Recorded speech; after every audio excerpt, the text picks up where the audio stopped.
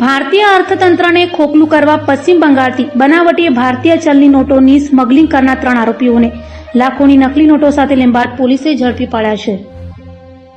Surat police commissioner દ્વારા અપાયેલા સૂચના હેઠળ ભારત દેશના અર્થતંત્રને ખોખલું કરવા બનાવટી ચલણી નોટો લાવી સુરતના બજારોમાં નોટો ફરતી કરનારાઓ વિરુદ્ધ કાર્યવાહી કરવા આપેલા આદેશને લઈ ખાસ પોલીસ કમિશનર સેક્ટર 1, નાયબ પોલીસ કમિશનર ઝોન 2, મદદનીશ પોલીસ કમિશનર ડી ડિવિઝનની સૂચનાને લઈ પીઆઈ એન.કે. કામડિયા અને સીએસ ધોકડિયાની ટીમ પીએસઆઈ કે.એચ. ચૌધરીના માર્ગદર્શન હેઠળ પેટ્રોલિંગમાં હતી.